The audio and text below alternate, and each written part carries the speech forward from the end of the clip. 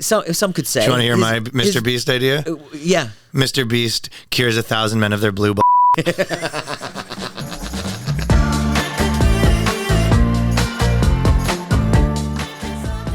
Guys, what's up? Welcome back to the All Good Things podcast.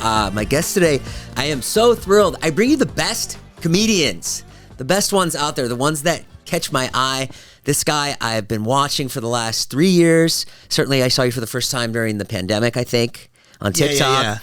And he is known for insane internet videos. You put out, what do you put out, a couple videos a day? No, I mean, you put out like 5 a week? A lot of shorts and but like actual YouTube videos I do, basically 6 a month. 6 videos. Oh, it feels like more than that. Ryan Long joining us.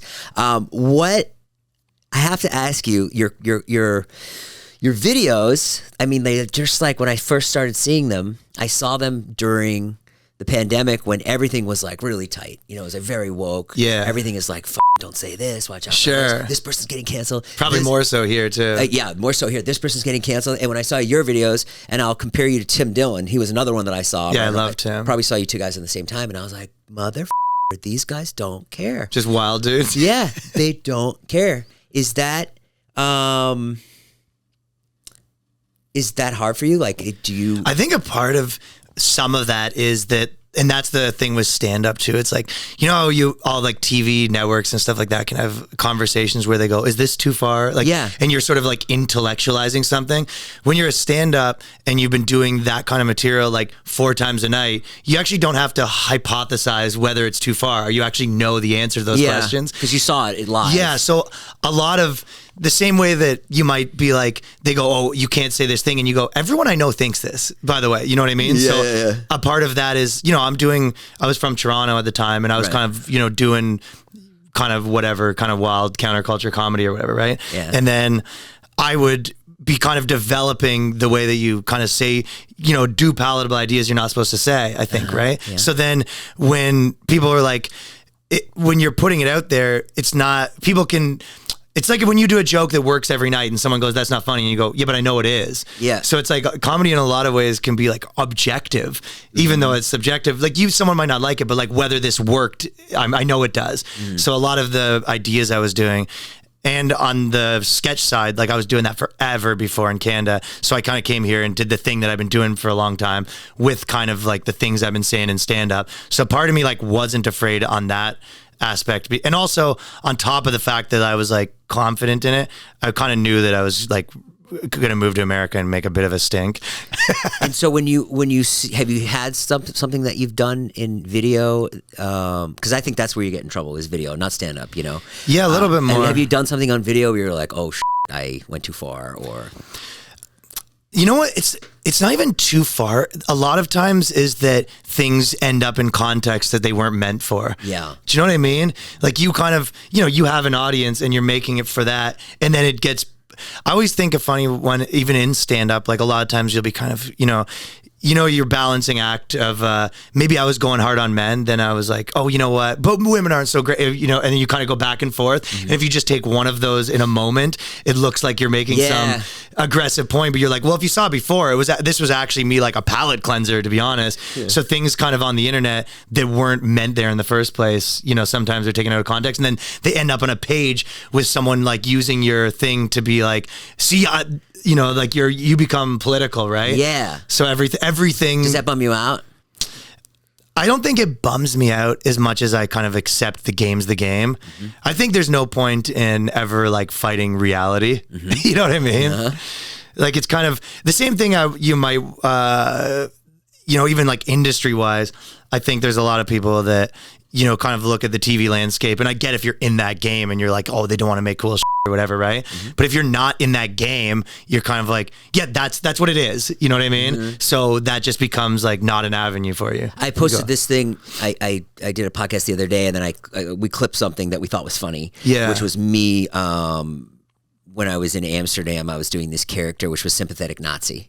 Yeah, right? Okay, so it's a Nazi that's going to Anne Frank and saying, I have, be quiet, I have crackers for you. I'll be right down. You know, so that's the bit. And then, so I posted it, because I, for the last 4 years, I was doing like just YouTube stuff, vlogs and everything that we would do is like, pretty safe, like we're not trying to get canceled, and we're not trying to like. Your goal isn't to stir up controversy, right? So now that I'm like on my own and I'm not like filming with these guys anymore, and I want to do more comedic stuff, this was my first test. That's a good dive in, like the deep end into the waters, and the comments were like they were rough, and they were split. They were split. It was half. I started reading the comments, and the first comments are like, it's "Look not at good these to pansy do. people. They don't think this is funny. I can't believe the comments. I can't believe." I'm like, "Oh shit, what happened? What happened?" Then I get to the bottom, and it's like, "Jason, you're Jewish. How could you make fun of this?" You're like, "Well, that's one of the reasons you probably thought you could." Right, but this audience, whatever's on my channel, might not be used to that. So that's something that I'm like reckoning with now. I'm like, that's probably what Ryan sees every day, right? Half and half. This is hilarious, Ryan. One thing I have for anything wild is I don't care. The same way that I kind of think of like funniness, I go, what do me and my friends think funny? I think to be your like guiding principle a little bit, what do I find funny? What do my friends around me find funny? A good thing on the channel for me, again, I like feel weird even like ever saying like YouTube tactics to someone like you, but like a part of I always think like the first half hour comments I care more about because that's people that actually like me. Yeah. So someone that like it's just someone that likes you is like, yo, this is crappy, and that's the vibe. Then you're like, okay, I think I might be able to take that criticism. But if like people that are just finding it later, really you're like, good. You don't even know what this is. Kind of what we were talking about before we even started rolling with interviews. A lot of times you'll have someone will be like, why won't this guy shut up or whatever? Because they don't even know them and they don't know their vibe or whatever, right? And if they like that guy, they're like, no, I actually signed up to hear that guy talk. Yeah. So it's like, it comes at, it's the same within like a stand-up. Imagine you're doing stand-up and then like someone like walked in halfway or like, I always say, imagine you and your buddies were like, it was like a super chill night, you know what I mean? And one of your buddies walked in like super drunk and he was like, let's go. And everyone would be like, ugh, it's like just straight up the context was off. Yeah. You're just like, yo, that's not what's happening here right now. Get this guy out of here. And sometimes that's what you feel like in someone else's living room. Like someone else is sitting on their phone or on their computer and then they get shared like my video and they're just like, like get this guy out of my feed. Yeah. I hate this. Yeah, so you don't take it too seriously. It's not that I don't take it too seriously. I think it's all data. You know what I mean? It's more that I try to take it seriously in like a sense that's like statistical. You know what I mean? The same way on stage, if I try a new joke and people don't, and it doesn't work, I don't think any other thing than like that's data I've collected. Yeah. So I try to move more into that. I think it's easier to bomb than it is to read a comment. I think so too. I think it is. I know. Because when you bomb, you can see their faces and you're like, oh yeah, I missed.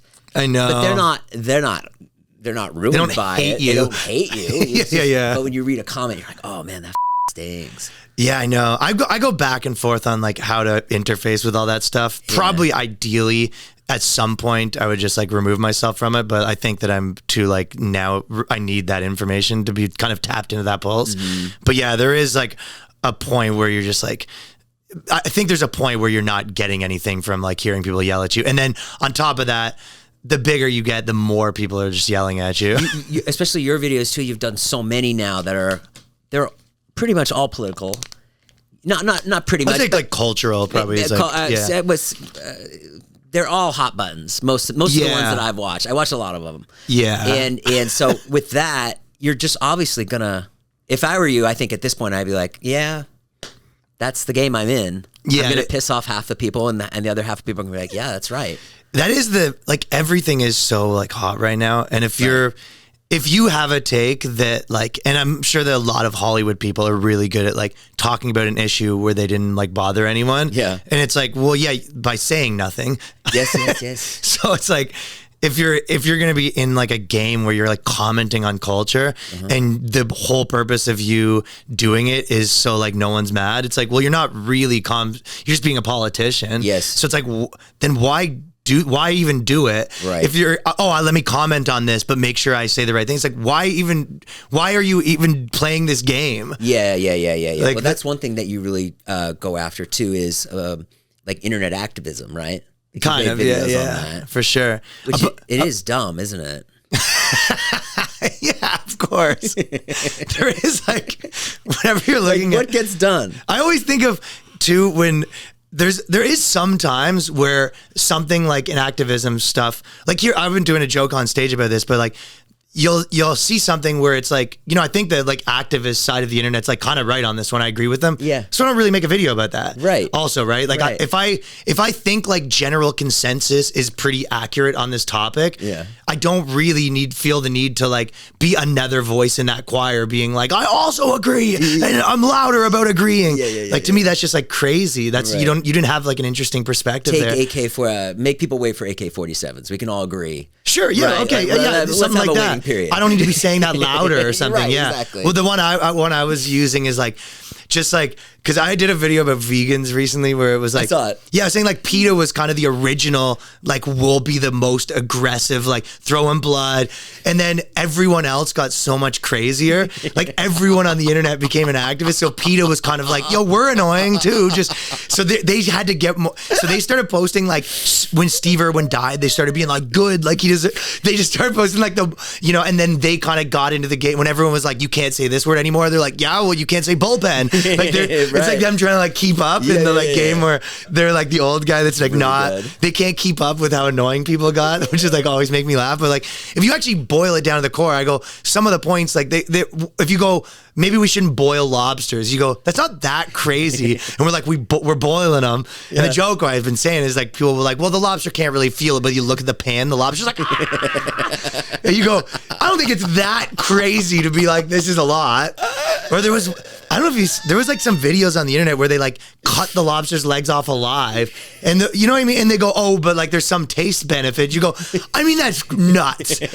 And you go, but like vegans were so annoying that they made like being meat a personality. Yeah, people are like, I'm a meat guy just because they're so annoying. And I think that's kind of a lot of things where it's just became like you know, even, and then it becomes like, what, you don't think racism is bad? And you go, yeah, I don't think no one's points racism is good. The point is like, we got it. Yeah. Wow. That's really fucking funny. It literally became like, to the point where like, obviously, even like PETA does videos where they kind of expose like places where they're just like, really mistreating like cows and stuff like that, and I don't think anyone would be like too bad, but like there is some people that's just like because PETA became so annoying, you like watch a cow be mistreated and they're like, well, what did the cow do? Like it kind of became that. And I think a lot of people on the internet now, probably when you're like this guy was sexist or racist, like I think most like men more than women, their gut reaction is like what actually happened. Right. The way it would be if it was your buddy. Like, I think everyone gives like people they know the benefit of the doubt. And that now I think is almost expanding to like, you know, you go, some guy that owns a restaurant just got fired for doing this and this or whatever, not fired, like, you know, whatever is having his life for and trying to get his. Yeah. And you go, I think people are now a little bit being like, all right, what really happened? The way you would if it was your friend. Yes. As opposed to before where it was like you treated the way as if someone you hate. Was that like it just starts with like probably an idiot. It's probably the freaking worst. Was that because of COVID? Like, is that why it all started? I thought there was I think there was waves. Like 2000, it was first because of Trump, then because of COVID. Oh, yeah. Like COVID.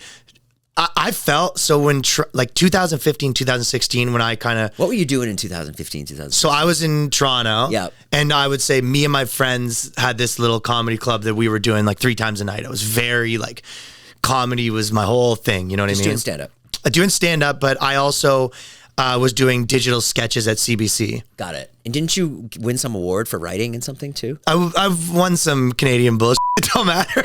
No, that's incredible. Yeah. Was it a TV show? I had a web series? Or? Yeah, I think I won a directing award and then I best TV show in Canada. But so why do you say it's bullshit? Because it's Canada? Yeah, because it's Canada. It really is like, I mean, and I felt like it was bullshit. I also feel like the same way now, if someone was like, just so you know, I won like top screenwriter in Delaware, you're like, all right. That's how I feel about it.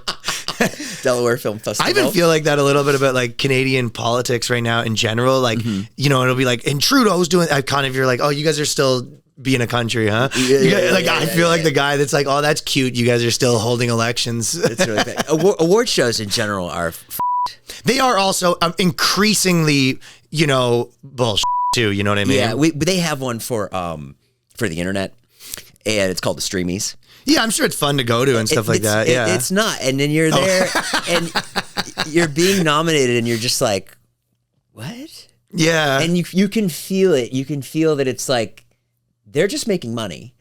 They're getting all these people there with a high profile. You're like, this is a scheme that some guy has. Yeah, it's a scheme. And it's like, the scheme is like, people like me buy into the scheme. Yeah. It's like this is their like crypto. Yeah. If I can pump and dump this crappy award show. Yeah.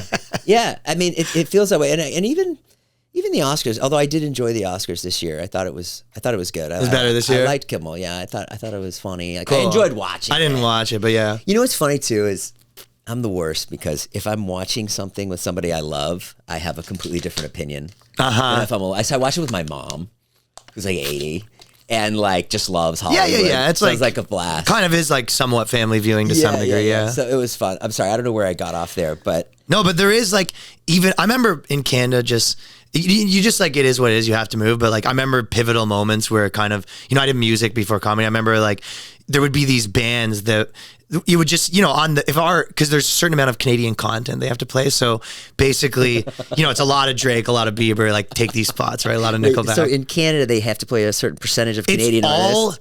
The whole industry's a scam, right? So, and there's all these grants, which, by the way, I've gotten tons of them.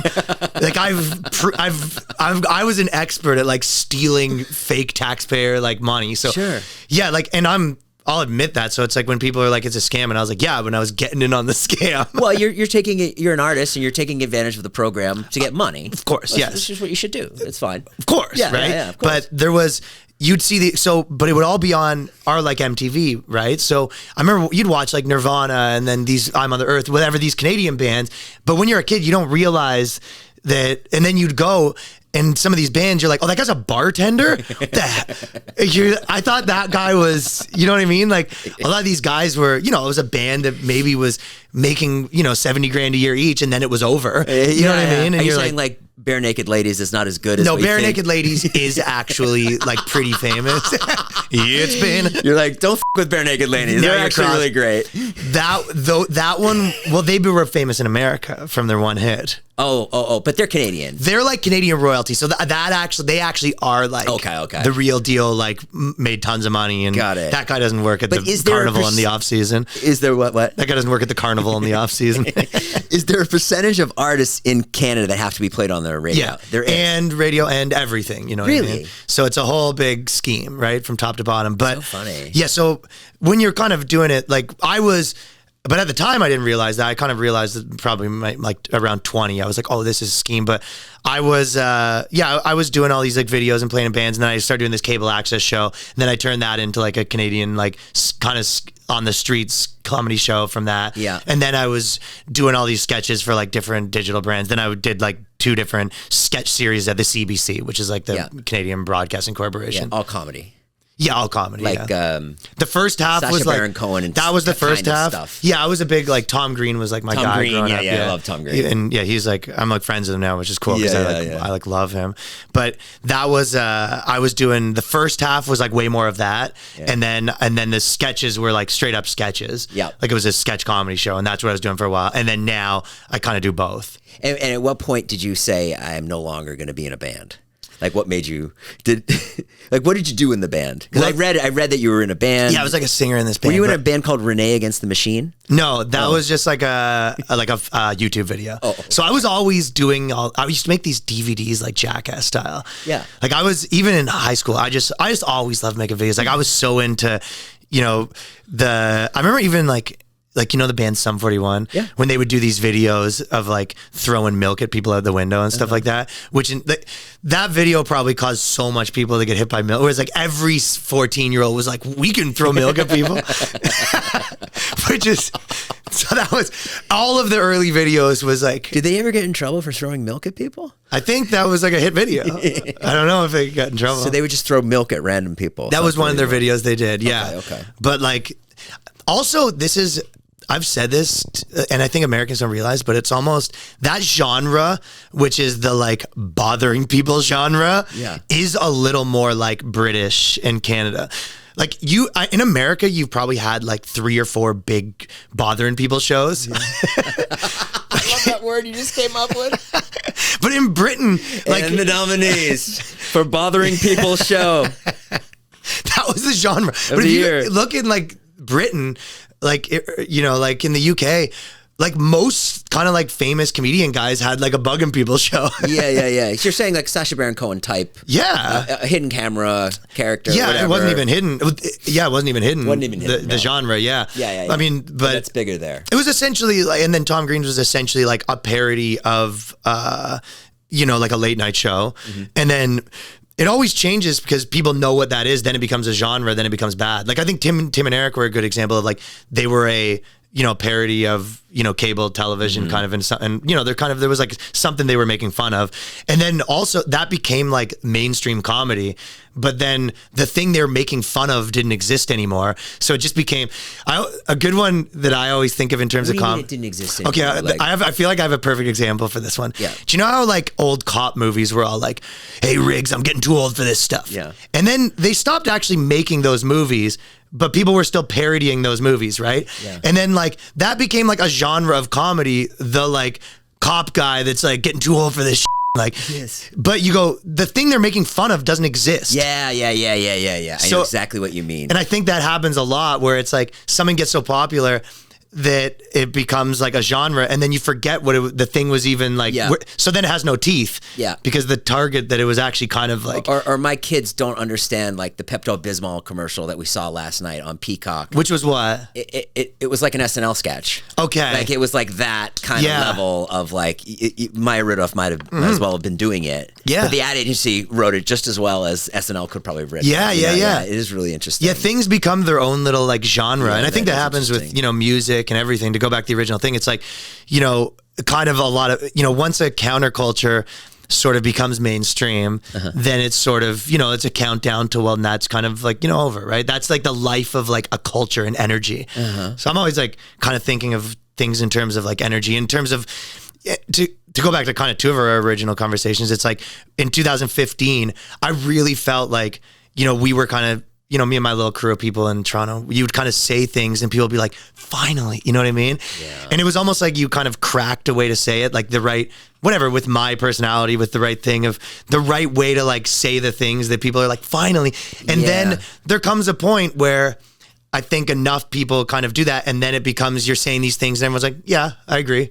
You know, like they might, then you go one of 2 ways. It either becomes like you say it louder and it's like a rally almost, or you kind of move on, right? Yeah. And I think that I want to move on, you know, generally. So then I remember I was, you know, talking about, you know, kind of like there was a big movement of, you know, this was like the ultimate like men are bad era or whatever, let's say, right? And I remember kind of doing these, you know, I have a friend who's in like a progressive relationship. He's going to take his girl's last name, but she's going to take his first name. They're both going to be Doug Smith. And just like kind of, I started out like silly, and then I was kind of doing like, you know, 25% of women are making more than their husbands now, which means that 75% of women still need to pull their weight. But like I was kind of, you know, taking like the things that you're just supposed to say and like playing with them. And then that kind of became what I was talking about. And then around probably 2017, I remember thinking that like a lot of the stuff I was saying that everyone agreed with.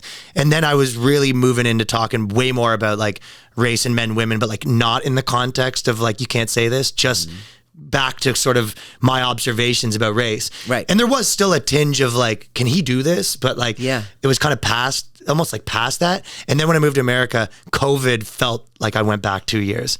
Yeah. In terms of energy. Yeah. It felt like the same thing that I was like, oh, everyone was pretty on board with this was now not okay again. That's how I felt. You have this joke about your friend from Pakistan. Do you really have a friend from Pakistan? Yeah. Who went to Pakistan? Yeah, it's a comedian. He's a comedian. Yeah. Okay, and he went to Pakistan and he was gone for 3 years. Yeah. And he came back, and what happened? And the idea was, I mean, this is a lot of those, whenever I do like like bring a reference of a friend or whatever, like it generally is something that like could be universal. It's not like a wacky thing, but like the idea is someone coming to everything went pretty crazy in 3 or 4 years, right? So like the idea of coming back, leaving like Canada, and then coming back, and everyone's like, fat people, like, you know, it's all there's all the like, you know, there's no amount of fat that you could be that's not positive. And he's kind of like, Hey, what happened? Like, did I miss? You know what I mean?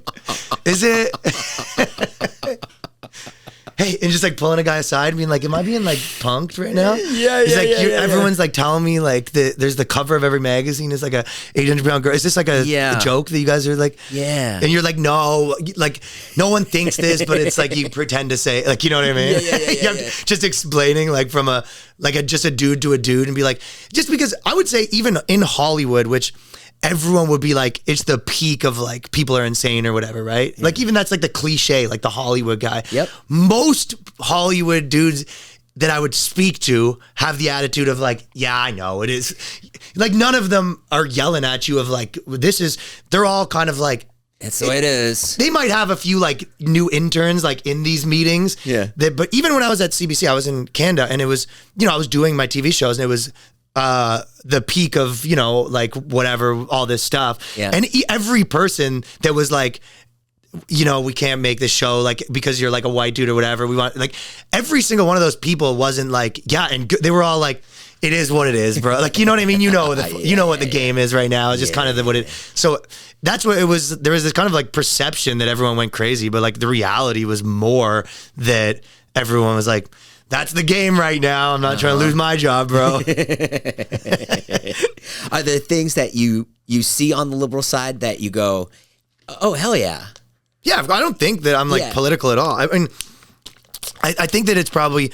You don't think you're political at all. You're not a political person. Well, I put it this way. I've never voted. Yep. I've never supported like a candidate. Yep. I mean, I think I just consider myself like an artist or a comedian, right? Yeah, but I think that just by nature of what you put out there, you are a political person. Well, I think that, so I've actually gone back and forth on this, and I know what you mean. Right. What happened was everything became like, everything became politics, right? Everything became politically charged. You're right. Yeah. Yeah, even any issues about men and women became politically charged. And yeah, that makes a lot of sense. So it's not, and for the liberal thing, I think that I'm like Canadian, right? So... Obviously, like I'm probably, there's a lot of things that are just like in me, like even the abortion like debate in America. Perfect example. Yeah. It doesn't like exist in Canada. So, do you know what I mean? Why not? Well, it's just settled almost. You know what I mean? I see. And like, I would say the like private public health care. You know what I mean? It's right, like, of course. So that's what Canada's like. Yeah. So all that stuff, it was like, I'm like, I actually think that's like that's good. So I don't have like, I kind of have whatever wishy-washy. You come to America and you're like, oh, there's so many more things for you to go after. Yeah, so I'm more talking about people. Like if you look at my sketches, and I think this is probably good for comedy in general, I'm less talking about ideas and more talking about people, how people are affected by them. Mm-hmm. So I think a lot of times you're talking about like psychology, really. Yeah. So I'm never looking at like liberals and being like, that's a good idea, because I don't care if it's a good or bad idea. Yeah. What I care about like is this like 19-year-old that thinks they know everything and now they're telling everyone what to do. Like to me, that's what's interesting about it. Right. So I more see like people that I'm like are an eye roll to me on liberals and people that are an eye roll to me on conservatives. Yeah. And that's kind of like, I actually got like my first videos that were popping in America were being like, guys that hate Trump and guys that love Trump have to live in a house kind of thing. Yep. And I was doing like Fox News and CNN covering the same stories. Like I was doing a lot of like left versus right kind of stuff. Yep. And yeah, I think you're pointing out like the losers that like, are in these kind of scenarios, you know what I mean? Mm-hmm. As opposed to like making a statement of what like ideas I like better. Cause I might have my opinions, but it's not even that like, I don't ever have the opinions. I just think that like I have the discipline to know that they don't matter. I try to have the discipline to not know that they don't matter. That's very profound. Do you know what happened? I got canceled. And after that happened... Well, I actually didn't know that. I got canceled for a bunch of stuff, but... and having gone through that... A lot of N-bombs, hard R, on the Dobrik channel. Yeah. And having gone through that and seeing what was written... and how wrong it was. Made you know about the other people. It made me go, oh my God, I don't want to be one of these people. I can't trust, you can't. Oh yeah, I can't trust. You can't trust anything that you see or hear because you really can't. I know what happened. You know what I mean? And then on top of that, even on top of the fact that you're like, hey, it's very hard to like actually trust anyone in like media or like politics or anything like that, which used to, I mean, like 6 years ago, I think most people would be like, can't trust politicians. Now, like 6 years later, everyone's like, well, half of them you can't. Like, yeah. But like on top of that, the can't trust people, it's like, especially this is the one that used to probably bother me the most is like actors and stuff like that. It's because I'm like, I know these people.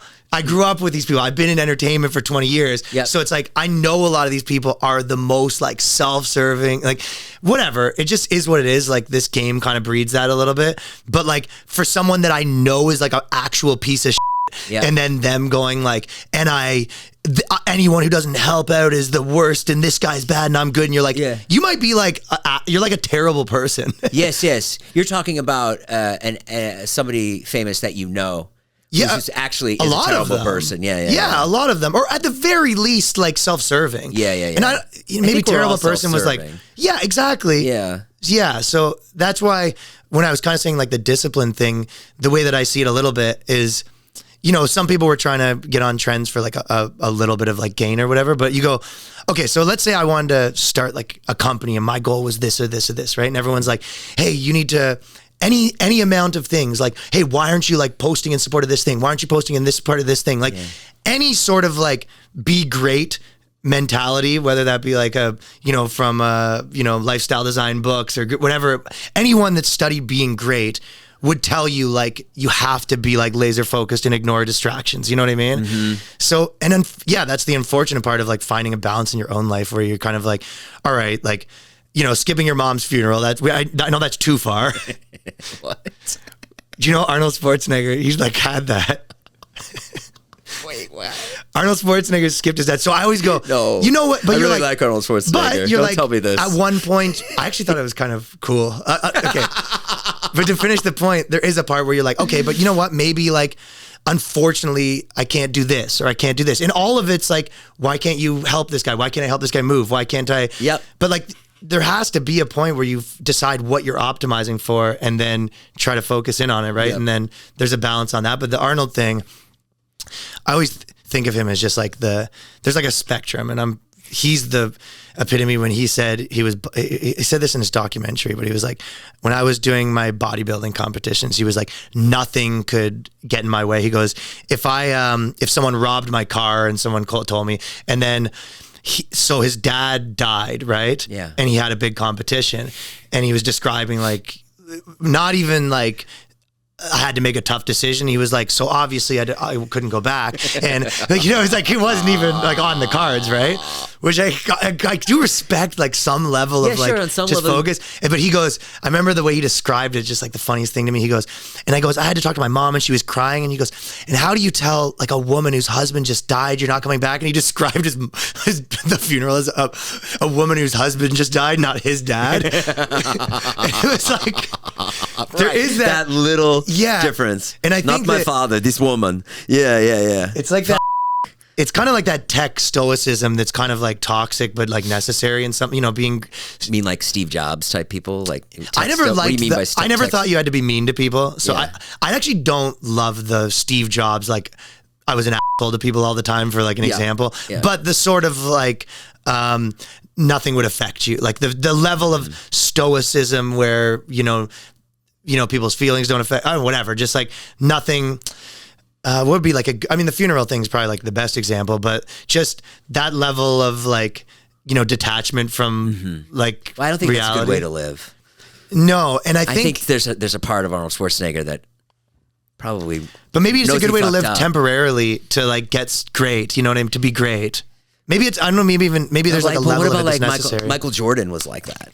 Yeah, and there might be like a level of it that's like necessary to be great. I don't think it bides well in this industry because especially like in culture and commentary, like if you're also removing your instincts. Yes. You know what I mean? So it's like the same reason why being sensitive, like I think a lot of, you know, comics are especially like people that are like really tapped in or sensitive because you're kind of, you have to be good at, you know, kind of, you know, parsing out what's going on here. And if you want to tackle a hot button subject, you've got to figure out a way to say it. Yeah. And you have to be sensitive to do that. And you also have to be like, here's an example. Like, I think the certain level of like stoic CEO that might be the kind of cliche where his wife's like kind of mad and he doesn't even notice. You know what I mean? Yeah. Whereas I think that I would be the type of person when someone's like kind of bummed out around me, I'm like, what's, okay, we have to, you know what I mean? I think that's the same like functional principle. What's your birthday month? August 12th. What is that? Leo. A Leo. Oh, yeah. Do you know what I mean? Like, yeah. So there's all comics are like that. Yeah, You're right. They all so I have think that if you totally get rid of, you become completely stoic, you're gonna lose that. And then also on top of that, there's like a level of that like stoicism where the people that like embody those philosophies were always the people that like didn't really need it. They're like, you know, I found this book about how to like be more detached. You're like, you were actually pretty good in that department. So bodybuilder's okay, comedian not, right? I think it depends on what you're doing. Yeah. So art, I think that's like the balance that I'm always trying to strike. I mean, I don't know. You're running businesses. You're like wheeling and dealing. Like, do you find it hard to strike that like business between being like an artist and like being like a CEO or whatever? It's super hard because I have kids, so that always comes first. Okay. Yeah, like I was getting ready for you today, and my daughter needed a ride somewhere, so that just took an hour. There you go. Yeah, to go do that. Sure. And and that's what it is. Yeah. You know, but that's okay. You know, it's like and that's like a time situation. Yeah. Yeah, it's just time. Trying to figure out how your time goes. But that's okay. And then also, but not in addition to your time, it's like your headspace. You're like, where is my head? Yeah. What am I thinking about more? Am I thinking about like, okay, you know what? I need to hire this guy. I should do this. Like, maybe am I thinking about like a CEO running a business, or am I thinking like, there's something about this thing that like needs to be said. You know what I mean? Yeah. Where is my head at? Like, oh man, like I know that there's something funny about this. Like, is that the thing I'm thinking about all day, or is the other thing? And it's like that's a balance that I don't think anyone can be perfect at, but that's something I struggle with. It's a big problem I have too. Is going back from like a comedy brain to like a business brain. Yeah. To a kid brain. Like it's almost to like create comedy. Like I need to be like away. Yeah, maybe. Yeah. Where do you write everything? I do. Do you have writing partners? Or do you write it yourself? I write everything. Yeah. You do? Yeah. And where do you write it? In the mornings? Well, do you know that like boxing thing where it's like everyone has a plan until they get punched in the face? Yeah. I feel like right now things are like really kind of cooking in my life and everything's really busy and I'm like maybe running too many things. Yeah. Or I'm doing it wrong because I'm too like I don't know how you do it all. Overloaded. Yeah. Well, I have some people, but like I am, so I have a lot of rules that I could tell you. Please. Very little of them I'm doing at this moment. Well, no. I feel like 3 years ago I had it figured out. Even if you're doing like 2 of the rules, that's good. Okay. I love this. So kind of I tried to always be like Monday, Tuesday, Wednesday is okay. So Thursday to Sunday stand up. That's always at nights, right? Yeah. And then 4 days a week, no matter what days, I write 2 hours a day on stand up. That is like 4 days a week when things are going great. That's the part that I'm like, if this doesn't fall apart, I have a center. Yep. So that's it. 2 hours a day, 4 times a week, and no matter what. And that was 3 or 4 times a week, sometimes 3. But that's kind of how I see the stand-up part of it. Good. And then administration, phone calls, like all that sort of stuff, I try to keep to one day, which is Monday. So a lot of times, and it's not always the case, that's one of the ones that I'm like struggling with a lot, but like I'm still somewhat on that system where it's like if someone messages me Wednesday, I'm like, Monday we can talk if you want. Yep. But it's like I'm not putting my headspace in there, and it's like that's really good. Yeah. So you really break it up. So you don't have a family or a girlfriend. I do have a girlfriend, yeah, but I don't have a family. But I do try to be like very just like functional about everything. Like, but even then, it was like there was an old.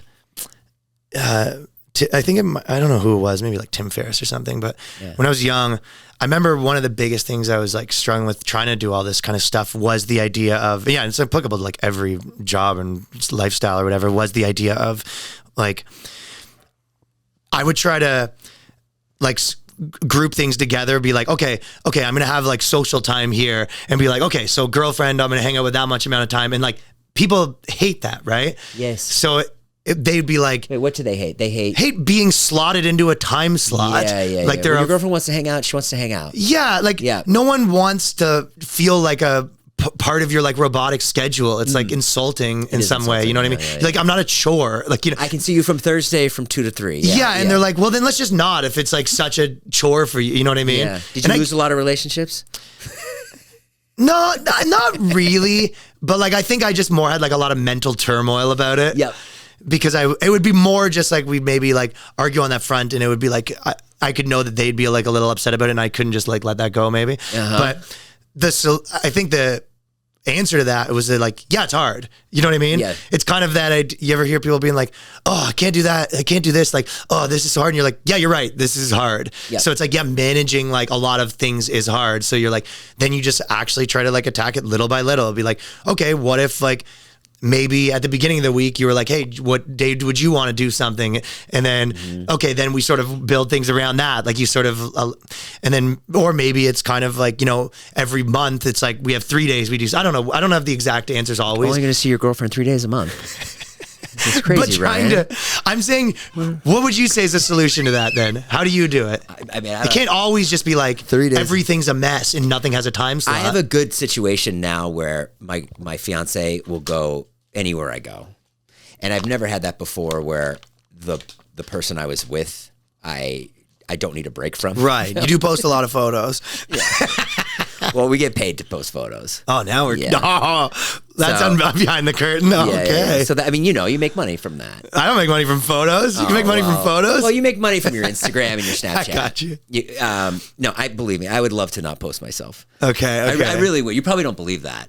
But I'm not I'm sure I come off as like a narcissist. Ferris, I'm not like that. I didn't think that at all. I thought you came across like it's the worst. I was hiking this morning. We do this thing. We do the Snapchat, and I have to do Snapchat every day. It's like it pays me, and I made a video this morning, and I was just like I was talking, and in the middle of the video, I was just like, I can't believe this is who I am. I'm this guy now. Yeah, talking to you, and I posted it, and I was just like, that's just how you feel about it. Like, sure, putting yourself out there in that regard, I don't need it. You know what I mean? Like, I don't. Someone asked me upstairs. Plus, just I guess at that point, it's just like, yeah, this is a part of my business. It's a part of your business. That's all it is. Yeah. And sure, it's fun. Like if people like it, great. People want to watch it. Somebody sees me, wants to take a picture. Oh yeah, it's like fun for you. If that made your day better, awesome. But I don't care to do it. Someone asked me today. They go, what do you want your legacy to be? And I thought to myself, I don't care. Okay. I don't give a fuck. Yeah. You know what I mean? I'm going to be dead. What do you think about like everything that you've done or doing? Like, how do you? Is that important to you? A legacy? Well, I don't think that legacy is important, but I think that you're like, while you're doing it, the narrative that you're like telling yourself somehow matters. Like some people might just be like, I'm on this like journey and I'm like meeting all these cool people. I'm doing these cool things. And I think that some people look at it like that. You know what I mean? Yeah. And I think a lot of comedians, like I think Bill Burr always talks about like, I played this historic venue. You know what I mean? That's super cool. Yeah. And there's like, that's one, or and the other way to look at it is kind of like I'm playing a game that I want to win at. You know what I mean? And there's little games in that game. Like that night you go out and you're like, that game is to like have one of these jokes work so I can make it better and move into the act and everything's just these. So I think I'm more like that. Yeah. I'm more. Shit's real cool. So the legacy, you don't get to decide. All you can do is try to like be the best you can at this game you're playing. You know what I mean? Right. I see what you mean. I think we think the same thing. Yeah. It's kind of doesn't matter. Yeah, and also you thinking about it maybe won't. Although maybe not legacy, but like I don't have a legacy, but I do have a way that I want to be perceived.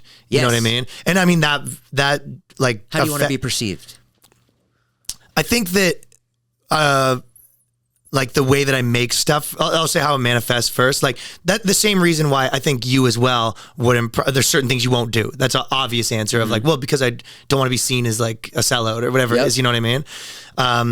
But I think that how I want to be seen is more you try to derive that from like, well, what actually am I? You know what I mean? So I think I think I'm a kind of tapped into like that. I'll never be like Kevin Hart. You know what I mean? We don't know that.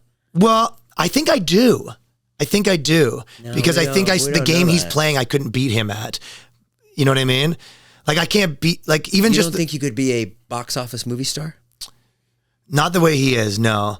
Like just being a brand the way he is, like, having like Kevin Hart 9 watch companies. Yeah. I think that, but there's other people that are like that too, where it's like, I don't think I have like a mass appeal like him. I think where do your strengths come from? It's like, why did people think you're funny in the first place? Like, what were you good at? You know what I mean? Yeah. And it was kind of like, anything I've ever done has been like somewhat like counterculture, so and I think that a part of that is I like need that where you go, the same reason is like, if I'm saying the same thing that everyone says, it doesn't like appeal to me. And if it doesn't appeal to me, I'm not getting excited about it. Yeah. And then so a lot of like making good things, or same with a company, anything, it's like, I have to be like excited about it. Yeah. And it's like, so what excites me? So that's kind of like what I am. What does excite you?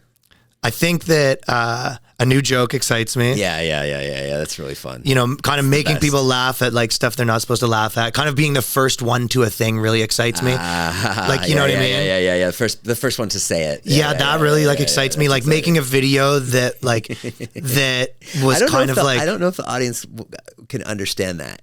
Yeah. You have to be like a comedian to understand how good that feeling is. I know. To get to a joke first, to crack an impression first, to have a joke work. It's the best feeling.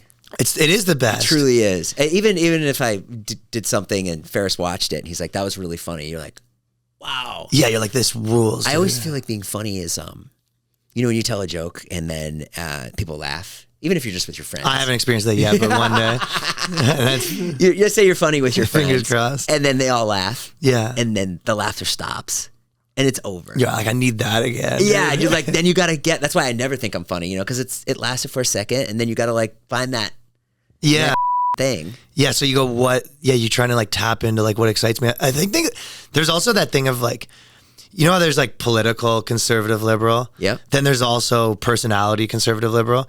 You know what I mean? Like. Yeah. Yeah. It's like certain people, and I think I'm the more liberal one, where it's like I'm way more excited about like, and this is something I like have to like change, like, or at least like work, like, not, I don't know if work on is the right word, but like be conscious of and trying to, because you're always wanting the new thing, you know what I mean? As opposed to like, there's certain people about like entrepreneurs that are better at building businesses, and there's certain people that are better at running of like big business that's running, you know what I mean? Yep. Like Kevin Hart is like a industry where it's like, okay, we're doing this movie here and we're doing this and that. It's like, and that's almost more conservative in a way, because you are just like, you are like operationally moving this big box office like machine, you know what I mean? Whereas I think if I was him, I would be like, probably I wouldn't even made it there, because I would have taken too many paths off the side in the first place. You're an artist. Yeah. I mean, I guess like you could, the derogatory version is like, you're like a hipster or something, you know what I mean? Right. But you're more artist than you are a business mogul. Yeah, that's what I like a little more. I don't know how you're both. And I also feel you like just have to just, yeah, it's like maybe you're not going to be the best at one, but you can be like really good at it. You can get good at it for someone that's an artist. Yeah. I really like that sketch you did. This was great. You did a sketch about, I don't know why I thought this was so funny. It was about men's self-care. Oh, yeah. Where did that come from? I was actually doing that on stage. You were? Yeah, the funniest part, like to me, the original joke was the women, the self-care women got to the point where it was, you know, it was taking a bath, and then it was just like lighting candles, then it was like taking a day off work, then it was like mass and then it was like, okay, so you're getting drunk for 3 days. Like, you know what I mean? So the idea, I think I was doing a joke where it's like, you walk around, like you see homeless ladies and you're like, they're really taking this self-care thing seriously. Like she's never worked. Like, you know what I mean? So I was like doing a dude version of that. All the girls that are in my life, like the amount of self-care days or the amount of self-care that I'm always hearing about. And I'm like, there's got to be diminishing returns on the self-care. Yeah. I don't think I've showered in 3 days. You know what I mean? Like I don't think I've had a second between my ex-wife, my fiance, and like my daughter. I know. And it's like, what? To me, like, if you were going to say that does exist, which is like recharging, whatever it is, you know, that's being described, to me, probably the best version of that is just like hanging out with a bunch of like dudes. For sure. Yeah, that's self-care. Yeah. It's way gayer when we call it self-care. You're like, hey boys, you want to get together for some self-care Friday? I was thinking, yo, great self-care session, boys. I've tried to have a self-care day with my friend, and it just doesn't feel right. What'd you guys do, like a spa or some shit? We went to like a flotation tank, and that's some dude stuff. That's some dude-ish stuff. Yeah, but it still doesn't feel right to be there like on a Tuesday at like noon. You know, like I know. It's gonna work. Well, what the fuck are we doing? Dude, I do that sometimes. Right? Where you try to just be like a normal person kind of thing. Yeah. And you're just like, oh, maybe like I'll go for lunch. And you walk around, you go, what are we doing here? You know what I mean? You're just like, what are you doing? Yeah. Go home. Get to work, you idiot. What are you up to here? Maybe I'll go to a museum. And you're just like looking at paintings like, all right, what are we?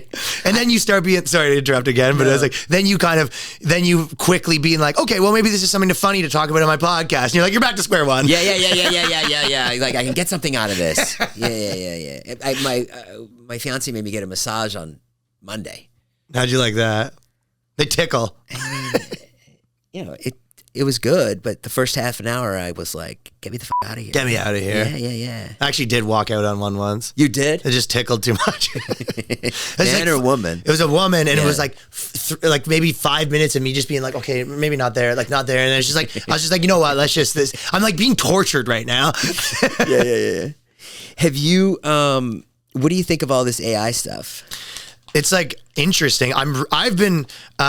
Is it scary to you? I'm a little bit cliche of a white boy in the sense that I was like a literal troublemaking, kind of skateboarding white guy that formed a band, and now I'm, and I'm like also like into crypto. Like I'm all the things. I'm into all the things. You know what I mean? Dabble in everything white. I'm like, I'm into the stuff, know?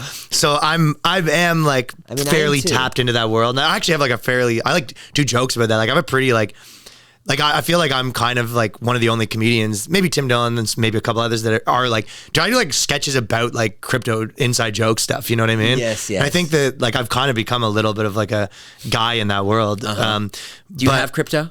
Yeah. But it's not so much the actual like the trading element of it. It's more just like the actual like culture of like decentralization. Yes. You know what I mean? But so do you have a lot of money in crypto? Some, yeah. Yeah. Is it going bad for you? Yeah, I'm down a lot of money. Me too. And not only in crypto, I'm down a lot of money in everything. Yeah, me too. I've lost a lot of money in the stock market. I love how you kept going. I'm broke. Dude, my buddy Danny, who I do the podcast with, I talk with it all the time. I'm killing him, but he made me. Did not made me, but like he's like really he makes a lot of money trading. Like he's very like talented like trader or whatever. Job. No, he's a comedian. Like in New York. He trades too. Yeah. He's just always been like a day trader, like early on. Like, wow. Yeah, but he was all in on this SPAC. And basically, I probably lost like 80 grand like that. He lost more. It was Topps baseball cards. And there was like in COVID. Yeah. Everyone was day trading, and he was buying baseball cards to the point where, when you see some things like you're like, this is probably the top. Yeah. He was, I remember he took a 2.5 hour like Uber to like the outskirts of New Jersey to buy a woman's tennis card that was like worth $4,000 that he thought was going in cash. And it was just like, it was a crazy boom, right? And so Topps was going to, it was kind of looked like it was going to be a good buy, and it was going public, and SPACs were kind of popping then. Yeah. And then when that happened, the day before or whatever it was supposed to, the company lost its license to be a company. Like they lost their like baseball card license, which like didn't even know could happen, and just like went to like zero kind of thing. Topps baseball cards. How could they just go under? Well, because you kind of like know how a lot of these bars here have like a 30-year lease. Yeah. Essentially, they have these, selling baseball card medallions, for lack of a better word, whatever you call it. And then someone else made them a better offer to be like with MLB. Yeah, exactly. That's insane. Some like that happened, but lost a lot of money there. I was losing it. I've actually done a bunch of videos like making fun of like the guys who lose money and buy the top of everything, but like I wasn't, I don't discriminate. I'm fine with. I wanted to lose a little in crypto. I lost a little in stock. I want to lose a little. I haven't lost much in real estate yet, so I'm still working on that. Good. If there's a good crash, that'd be nice. Will crypto come back? I only bought some to kind of leave it there forever. Like I'm really not like trading it like that. Yeah. But it's. Please tell me it's coming back. Well, did you see what Elon did? I'm not like a maximalist yet. But did you see what Elon did the other day? He changed the Twitter emblem to the Dogecoin. Yeah, to the Dogecoin. What do you think of that? That's insane. There's a conspiracy that the reason he was doing that was to like cover up a bunch of weird moves Twitter was making that day. Oh, really? Mm-hmm.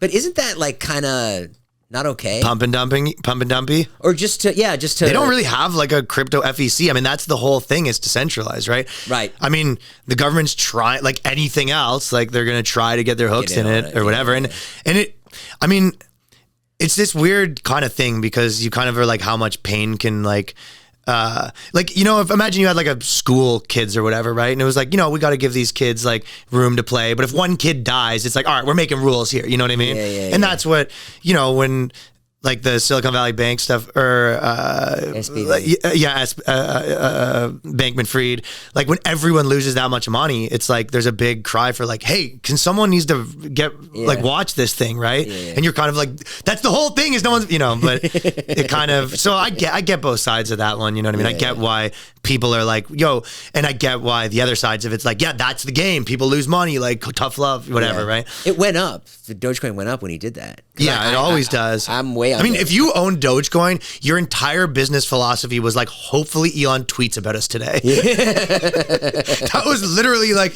the entire marketing strategy for this for this asset class was Elon Musk's tweets. Yeah. But remember when he hosted SNL and they thought it was going to go?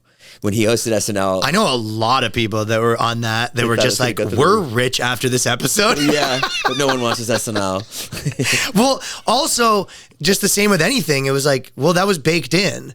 Yeah. Like, it's the same as anything. It's like, if everyone thinks it's going up, well, then that's already happened. Yeah. That's now, obviously, right? It's the same as like, in stand-up, if everyone's like, this is the future, it's like, well, usually it already is happening now. You know what I mean? Like, I would say a better way to describe it is when Hollywood says this is a future, what they're really saying is that this is what's happening in comedy clubs 2 years ago.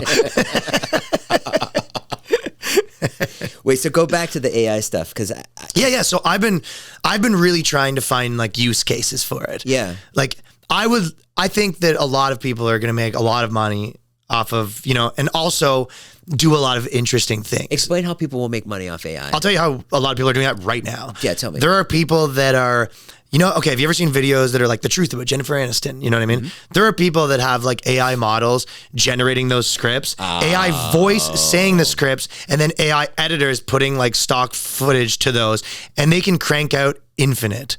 So that's already happening. I mean, now there is still a human element, so they can't crank out infinite, but that is happening already. So that's a obvious example. You know what I mean? I mean, AI has already replaced a million. Yeah, I mean, BuzzFeed's already using AI to, and it actually makes sense. Like if you go, how many articles have you seen about like, here's 10 side hustles, right? Yeah. Okay, newsflash, they're all the same article. Yeah. You know what I mean?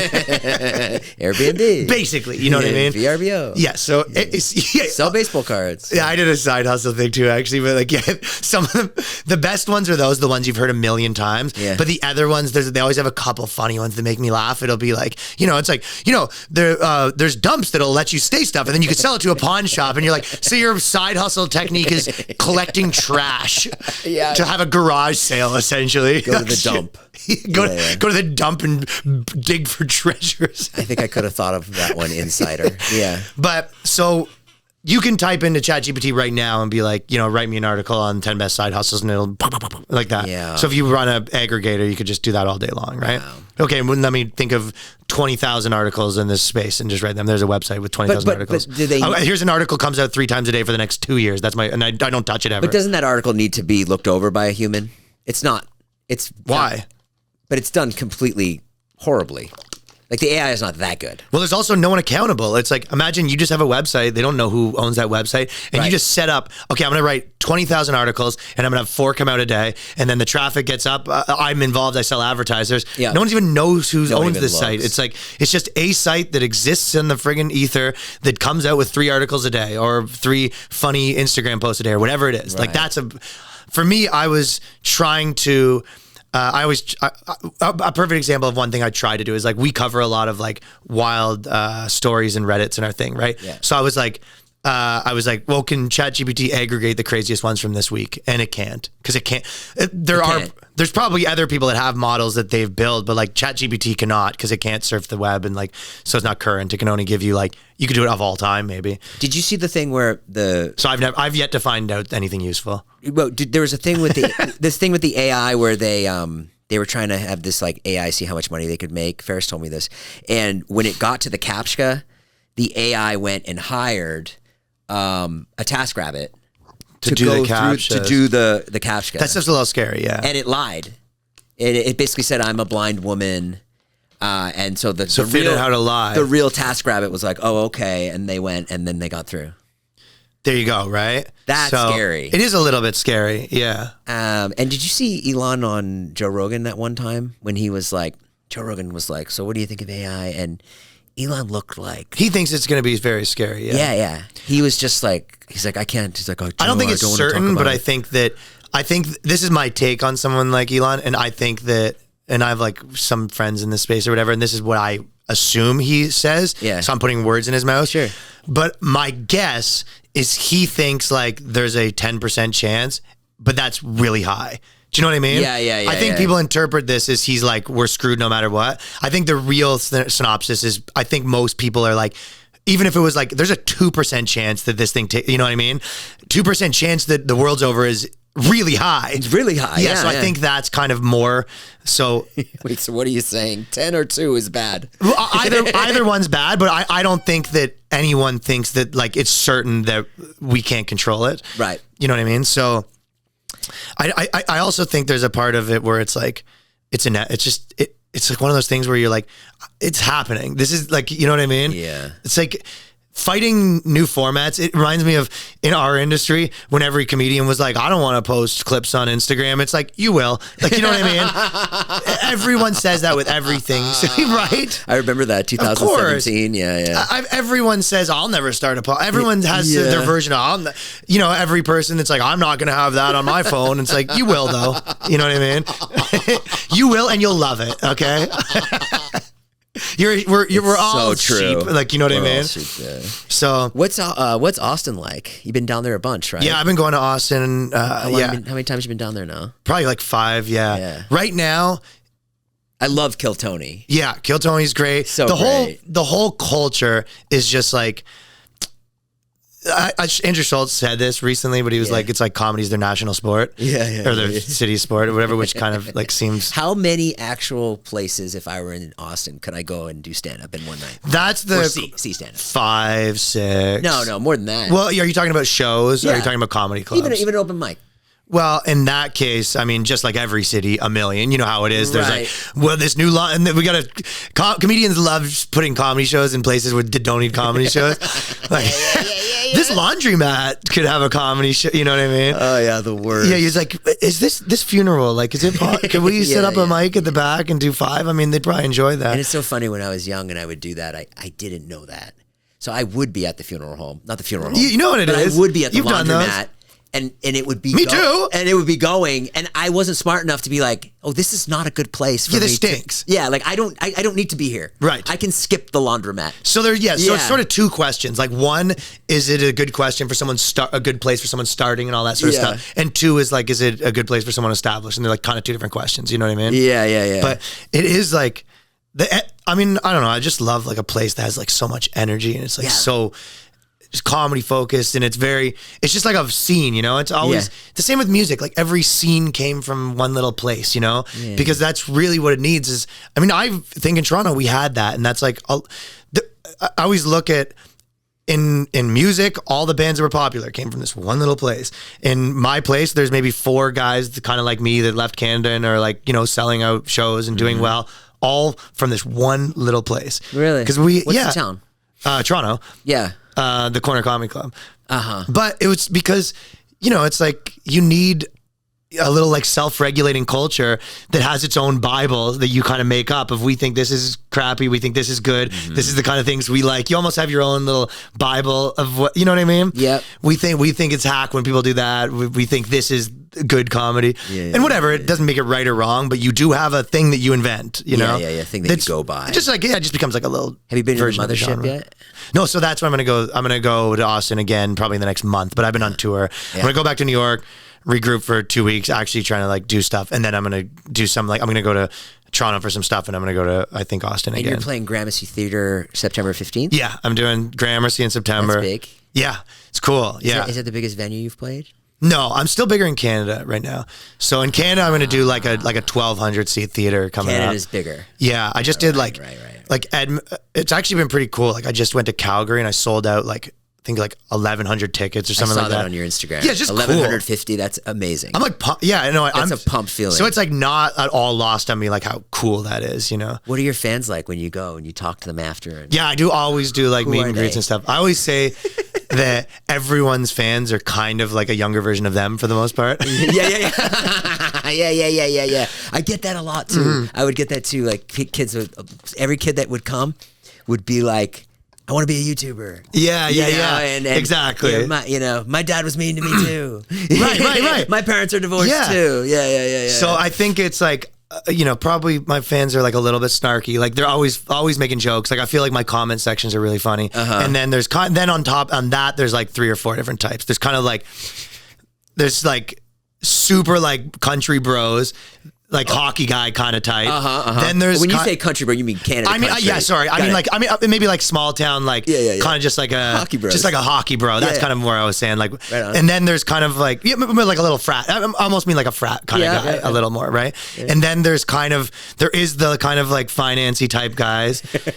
There is a lot of guys that like were kind of music scene dudes. I have a lot of that. It's so funny. It's every version of you. It's every piece of you, of who you are. It really is every piece of me. You're a crypto guy. You're a former band guy. I'm not a crypto. I want to be a crypto guy.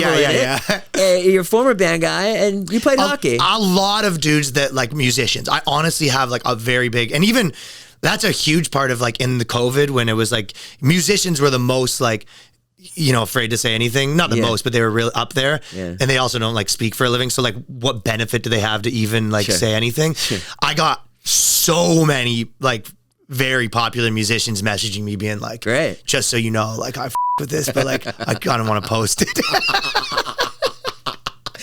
Remember that? I think it was Vanessa Hudgens who was caught on during COVID on a live, and she was kind of like, I mean, I don't know, is it even real? Like, yeah, I love it.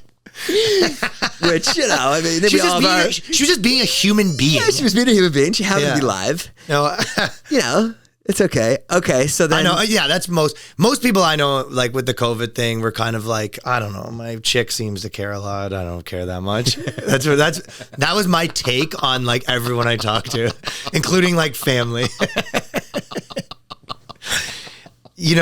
Wear your mask. Yeah, like I don't know, your mother. Yeah, you want me to wear it? Okay. Listen. I don't obviously give a shit, but like my chick's here. Can you put the mask on? Like I know, like that. That's kind of what that was my synopsis. Obviously, there's exceptions on both sides, but and then also let me ask you a couple of things, please. Yeah, because I feel like would you consider yourself like YouTube royalty kind of guy? No, not at all. Because kind of been part of all the big movements, no? The problem with ever saying that is I know you wouldn't say that. You're YouTube. Not that YouTube kind of guy. Is you're hot and then you're not. Okay, so when you watch the new trends, like it seems like everything on YouTube over the last like year and TikTok and is just like a few people make the like content and then everyone else like reacts to it. Yes. And it's like everyone that's popular just kind of reacts to stuff, and it was like. It really feels like that's the whole internet right now. Is that is that the future, or is that like a phase? Do you think? Like, what do you think? I think unfortunately, like everybody like started to figure out what the algorithm is, and so I think like Mr. Beast makes those videos for the algorithm. Did he ruin YouTube? I mean, So some could say. Do you want to hear my Mr. Beast idea? Yeah. Mr. Beast cures 1,000 men of their blue ball.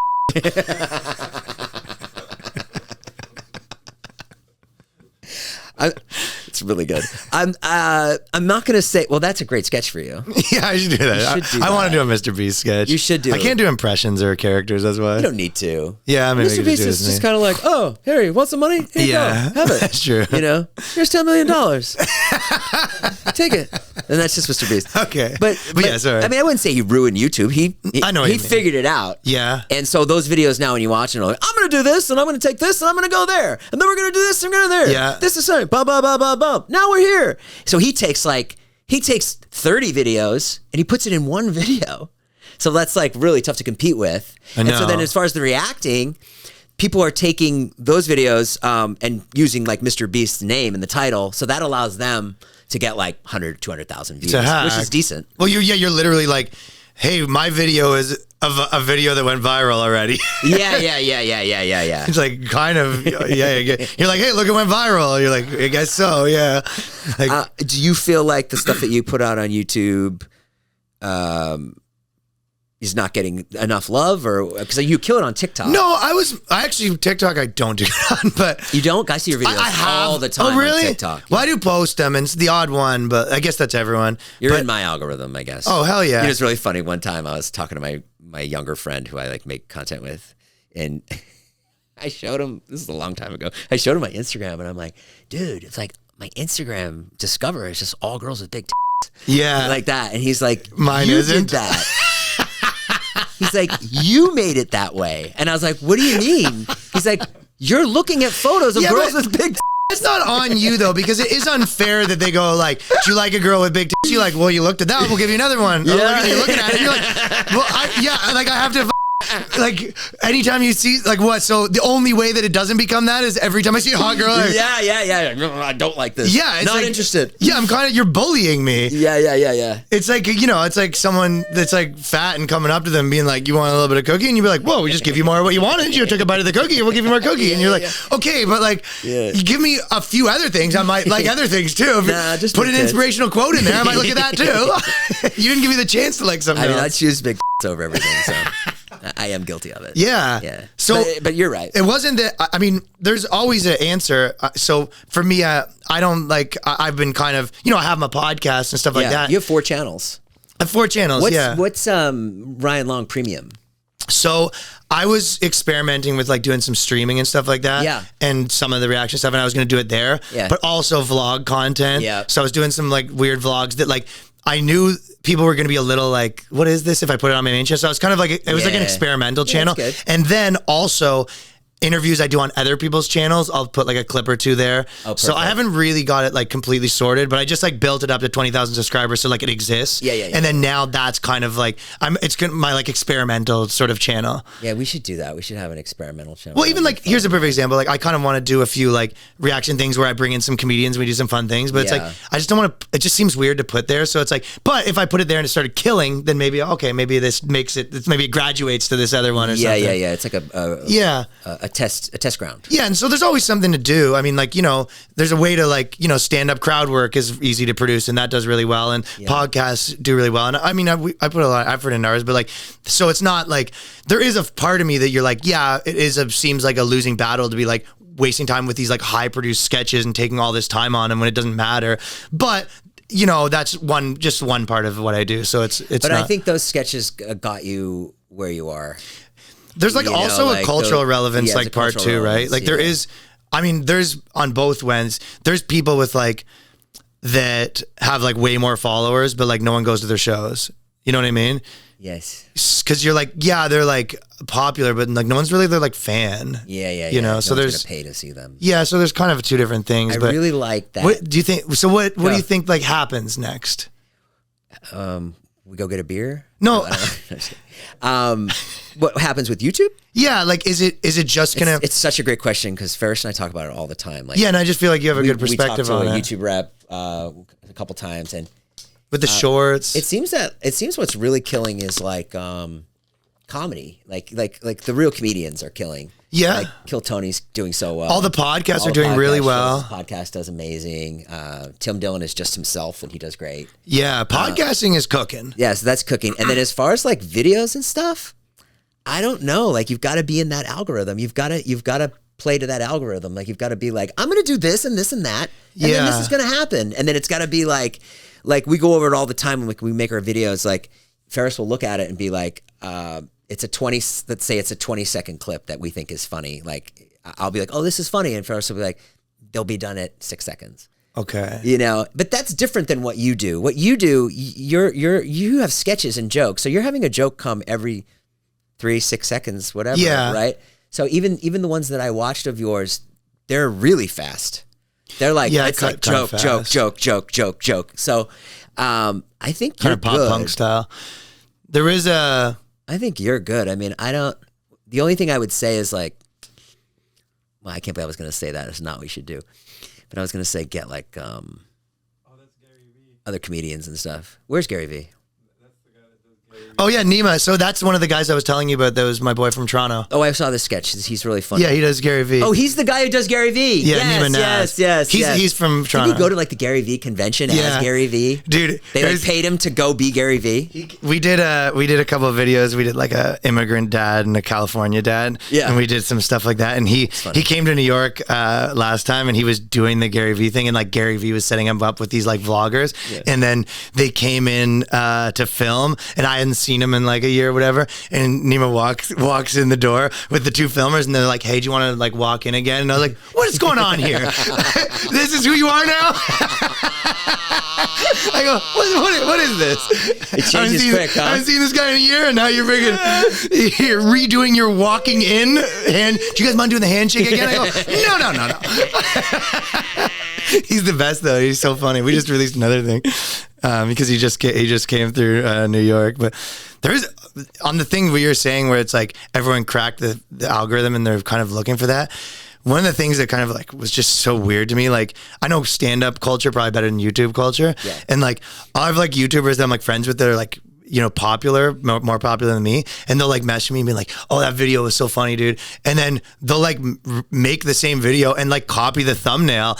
And it was like, well, he knows like, and he doesn't feel weird about this because, well, he obviously doesn't think that's weird because he wouldn't have like messaged me. Like he's seeing it as like, I think he sees it as like, yeah, obviously, like, you know, someone does something great and then we all kind of like, I think, because there's no way, like, I think that's just how I see it. That was hard like, for me when I was crazy. When I became a YouTuber because I was a stand-up, and that would be like, that was the golden rule when I was a stand-up. I was like, oh my God, you never touch it's such a different material. Culture. I mean, you would literally have people like say to me like, "Oh, you can't do that. So and so does that," and you're like, "Oh, okay." Yeah, of course. Yeah, that's how you know. Yeah. And then when I got to YouTube and I started working with all these guys who were killing it, they'd be like, "Yeah, we're gonna do this trend today," and I'm like, "What do you mean?" I'm like, you're like, this guy does it, and you're like, yeah, they exactly. already did it. Proven. Yeah, Try and test it. That's why we're doing it because we know it's gonna work. But that's that part of you. The internet's taking your nuts. sketch is not okay.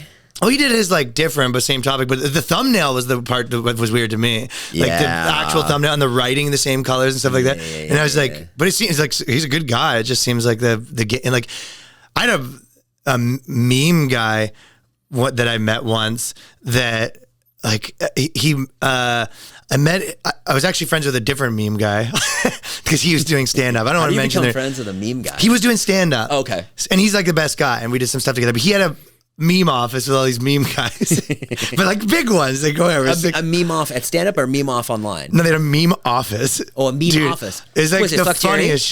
What? Is it can't say. Okay, but it wasn't him. But I won't say. Right. Sure, a meme office. And there was like 6 guys in there that make their meme. It is crazy. It's a business. Yo, that is nuts to think like. I mean, obviously people have said, but like explaining this kind of stuff to like, you know, someone from a different generation being like, what are you gonna do? It's like, oh, me and my friends are gonna sit around and like make funny like pictures and be like, there's no money in that. And, like, we're all millionaires. Yeah. But so this guy, I was like hanging out and we talked and he was like, I like your stuff and blah, blah. And then the next day I posted a stand-up joke and he like liked the stand-up joke and then transcribed the words and like put it in a meme.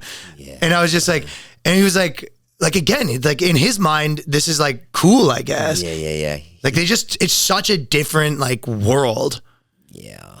It kind of pisses me off because I know how hard it is to come with that joke. Yeah, of course. Yeah, like when there's no fighting it though. There's no fighting it. Yo, so it's just the game's the game because like, have you ever seen like, I mean, odd time if it's like you're going up against like a network, like let's say like, oh, Comedy Central's like ripping this comic off. There might be like, hey, there's some money to be paid here or something like that. You know what I mean? But whenever you're like online being like, oh, you just look like stupid or bitter or something. Yeah. So there's not, all you can do is just like keep moving. But it's just like, I don't know, it's just weird. You know what I mean? It is not really fair.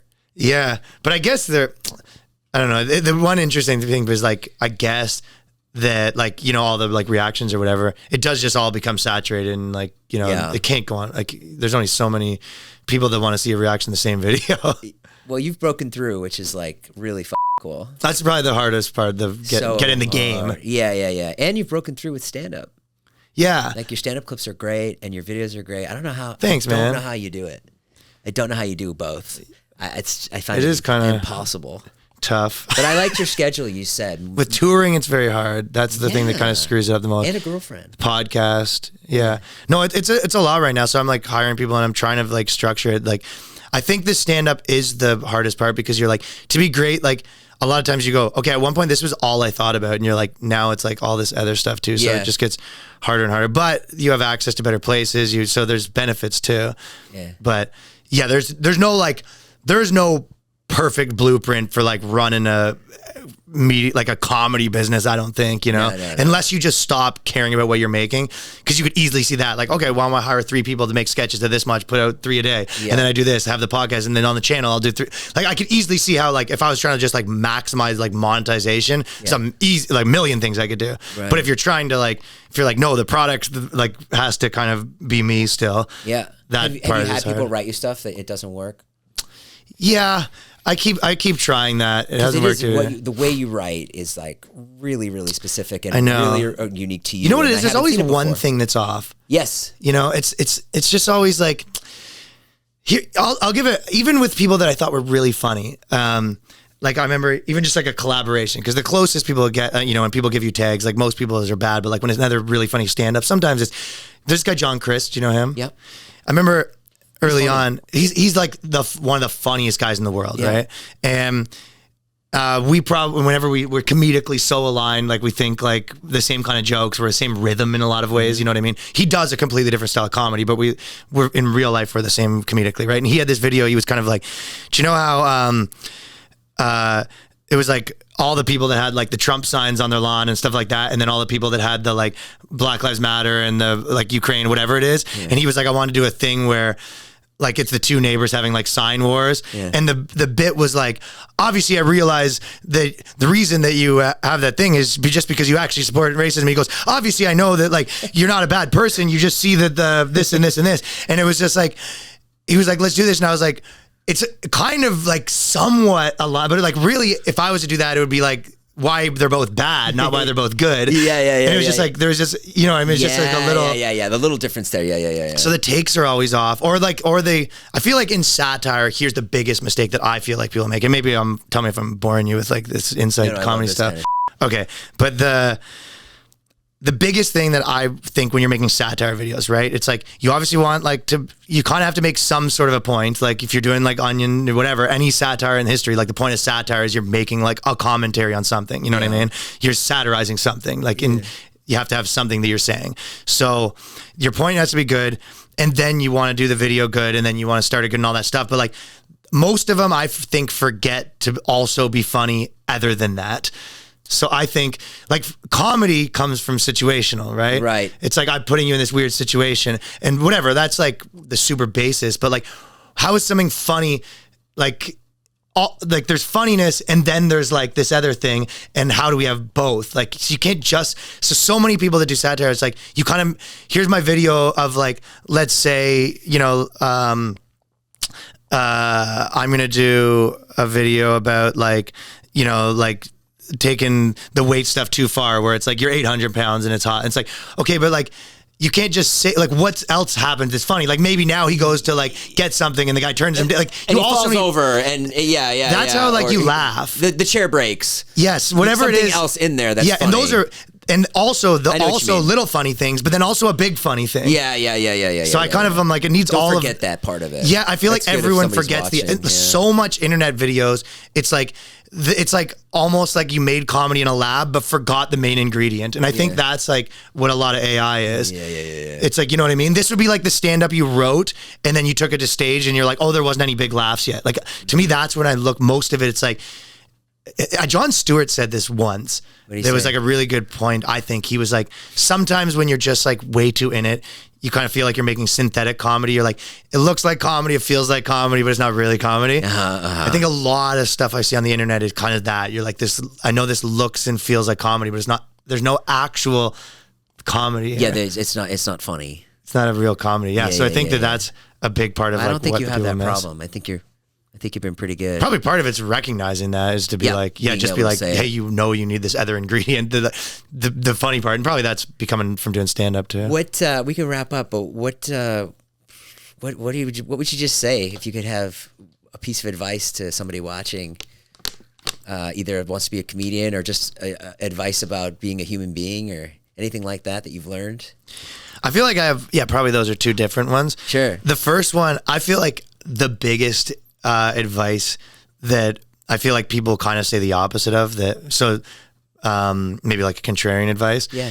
But is when you're starting doing stand up or anything, I think the what you should really be focused on, because it's not that hard, is how to make like 30 grand a year with the minimal amount of effort.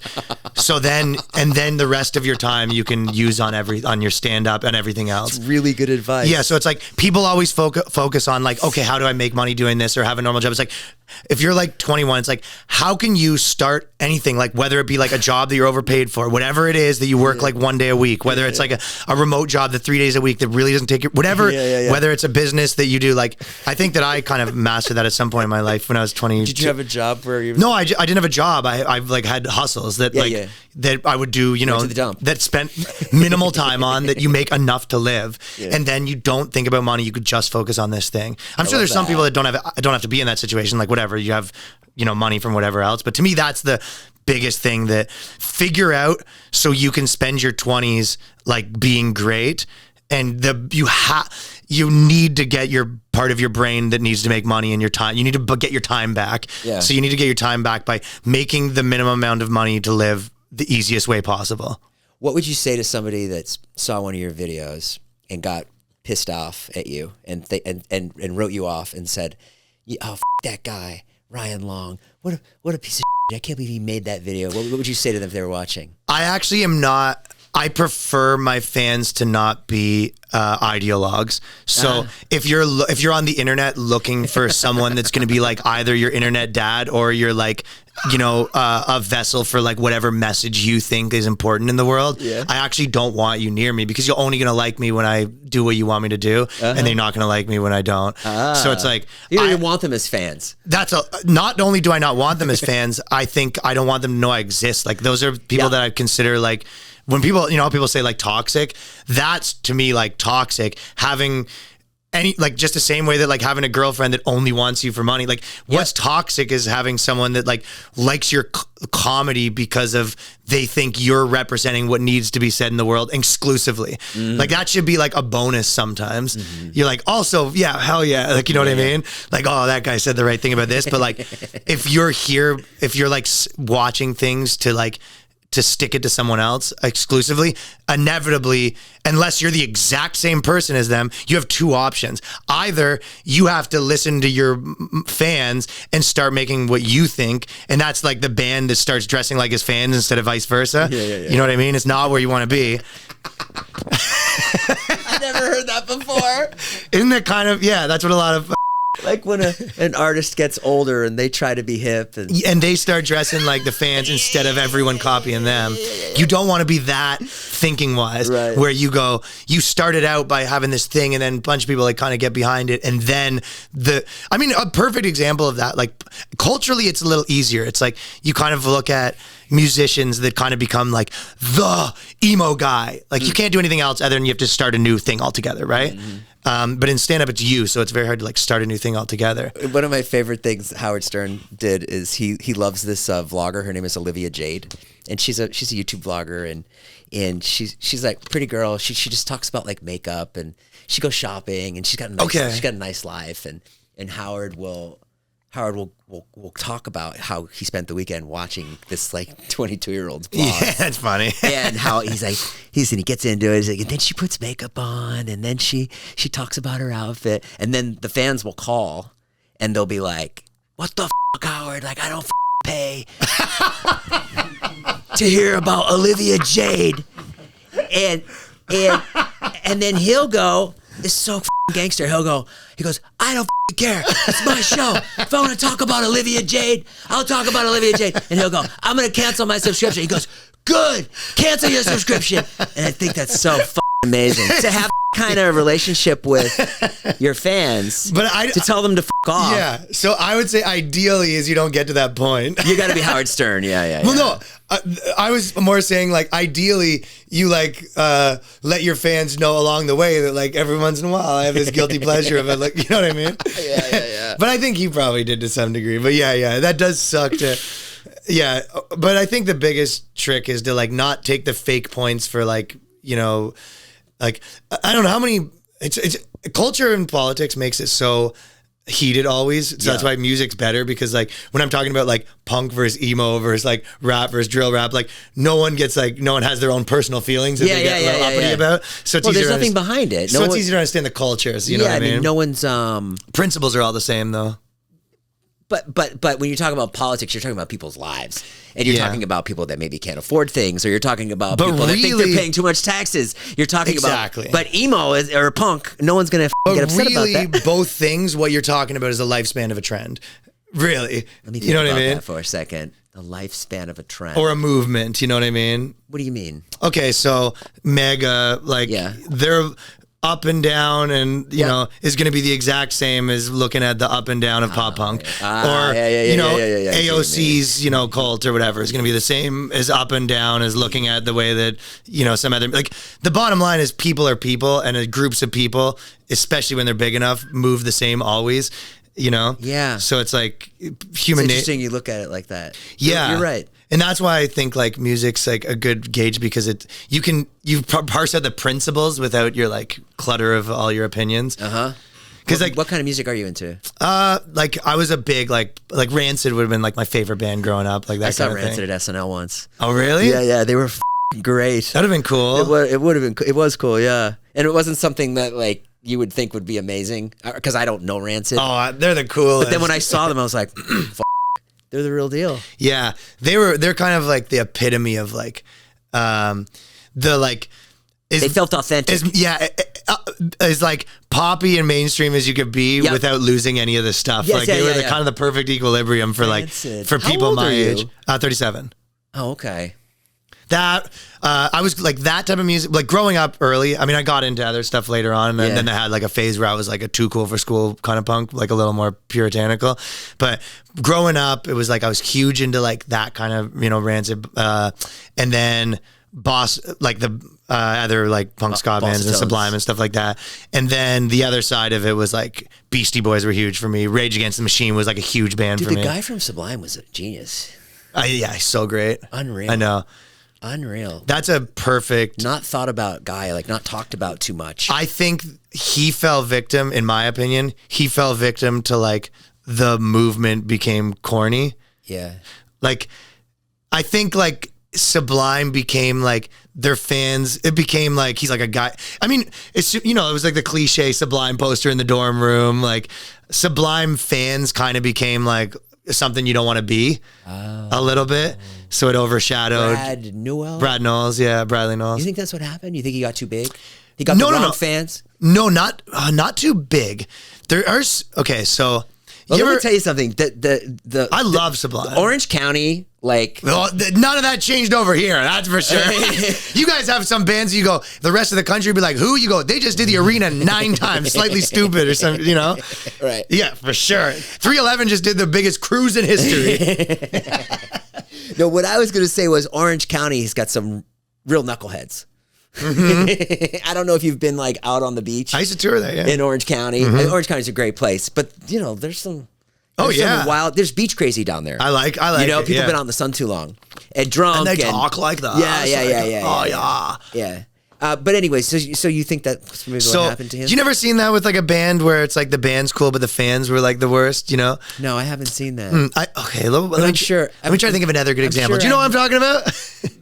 Hold on. No, I'm sure I've seen it. I've been to a Green Day show and been like, okay, I'll try to think of a comedian that people hate their fans. Okay. I have a band, but you won't know them. Okay, there was a band called Belle and Sebastian a long time ago, and there was like this very airy-fairy kind of band, like the guy wore a scarf and the music was really calm or whatever, and I liked the music, and then I went to the show and I was like, Oh my God, these people. Okay, as you just jogged my memory to sort of like describe it better. It's that Sublime became a movement. Yeah. Okay, do you know the Insane Clown Posse? Yeah. Okay, and I actually liked the Insane Clown Posse. You do? Yeah. Like, and I know everyone thinks it's corny, but like when I was like in grade 6 or 7 and they came out, I just thought it was cool. Sure, in 6th grade you liked it. Yeah, but like now, though. well, I kind of like now like it more that it's like people respond to me like this. Right. Now here's the true Ryan coming out. I understand who you are as a person. I like that. Okay. But I like that. Their fans are like the Juggalos, right? Yeah. Okay. The fans exist without the band now. Yeah. So, like, if that band died, the Juggalos like exist and they're a movement, and that movement's gonna become something with or without them. Yeah. Sublime, like as a movement, became like it started out as like this cool orange, you know, whatever, like SoCal, you know, reggae thing. Like when that movement was popping off, and it became like a thing that frat kids like. Do you know what I mean? Yeah. So I think it just whatever that the movement of what Sublime was became.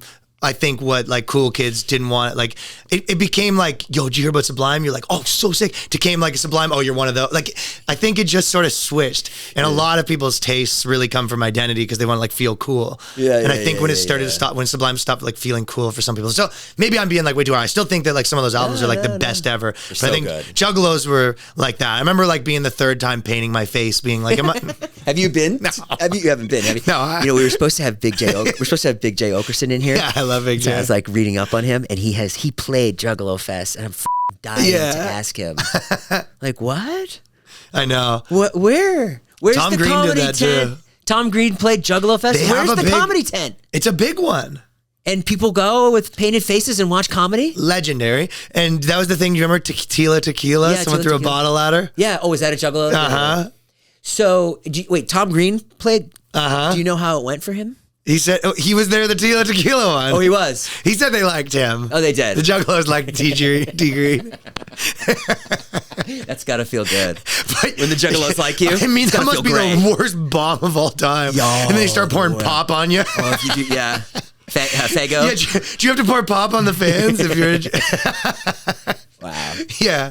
But okay, yeah. All right, this is a great podcast. I'm gonna take a flight. No, it was cool to meet you, man. Yeah, and you've done so much cool stuff, so it's a pleasure to hang out. You have I love the way you look at the world, and I love your comedy, and I love thank you, bro. all the things that you're talking about. You've got me thinking. You're one of the cool just moving to New York. There's lots of people that you just get like you like hit me like send me a message being like, which is a nice thing to do. Some just be like, hey, just so you know, I think your stuff's funny or whatever. Yeah, it's like a nice thing to do, but like. Those kind of things are like cool when move to America and you're like, oh man, this guy noticed, like whatever, it's cool. Yeah, it's fun. It's fun when you get a message from somebody. Yeah, totally. Yeah. There's a couple like Hollywood actresses that are, they'll like hit you up. Yeah, actually, we were in yeah, who? Well, I was in Calgary, but it didn't end up happening. But Juliette Lewis. She's like, because she's like into punk and stuff. Yeah. And she's like kind of tapped into like cool comedy stuff, right? Yeah. So she always been like, watching and liking, commenting on the videos and stuff. That's cool. And then she was like, oh, you're in Calgary. And she was going to come to the show because she was doing a movie with Andrew Schultz. And then, she messaged me and then he messaged me. He was like, oh, I'm going to come through and do spots. And then I was like, wait, are you on a movie with Julie? And they were, but then she ended up like getting cut from the movie, not cut, like they finished early. Yeah. So 2 days early. So she went home. So she didn't get to come. But Andrew Schultz came and brought all the people from the movies and he did like 20 minutes on the show and everyone thought it was really cool. So yeah, I was like, I never met him.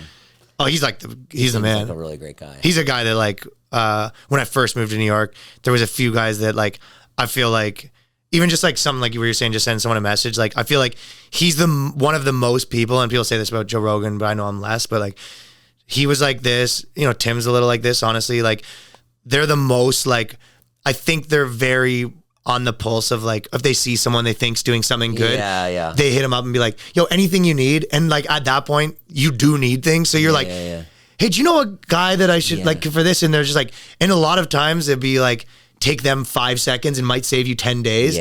So I think that I always try to do that too, where you're like, if I watch someone doing something, I'm like, yo, I could probably save this guy a week with a text. You know what I mean? So it's like, it's really why not take that like bet? Isn't that great when you like somebody and you hear something nice like that about them? You're like, oh, that's really cool. Oh yeah, he's like the most like, Yeah, know not Tim a little bit. And it's not even any sort of transactional way. It was just like, it's more like a code that it just stops being anything. It's just like, this is how I live. Like when I see something like that, I go out of my way, and that's just what it is. That's how I operate. You got to be like that. Becomes your code. Yeah. So it's cool when it's just like baked into someone as a person that they're like, help other people. So it's a good way to be, I think. Juliette Lewis never came though, huh? No, but maybe next time. Who else in the DMs? Oh, who's like famous people that are cool, the DMs? Mainly you and Julia Lewis. All right, there it I is. can't remember. There it is, guys. Go check out Ryan Long. Go check out his podcast, BoysCast, and also go see him at Gramercy Theater if you're in New York. He's touring in the country. Go follow him on TikTok, dude. You're doing it all. Atlanta, Philadelphia. I have San Diego coming up if you're around here. Yeah. Yeah. All right. Those would be cool. All right. Thank you, dude. Great job. Thanks, brother. All right. See you guys.